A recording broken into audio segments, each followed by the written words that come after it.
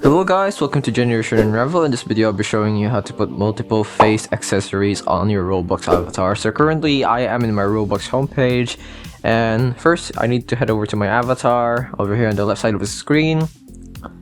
And something that we have a problem with is that when we try to put multiple facial accessories, as you can see here, you can only use one. You can't combine it like how other accessories can be combined. But first, let me tell you that before this can work, there can be errors if you're not doing it properly. What you need to do first is make sure that your body type is R6 and not R15, you know, the realistic one.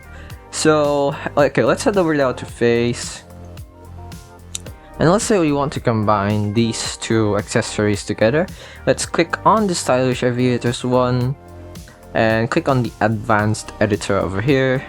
And as you can see, this is the ID of the accessory that we're currently wearing. What you need to do is select on that and then just copy it, and then just click on the other accessory that you need to use and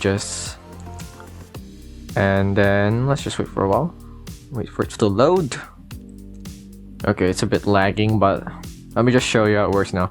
So, alright, okay, nice. Here it is now. So, as you can see, it's now currently wearing only KC shade, and we want to combine it with the stylish aviators. We want these two to be working at the same time.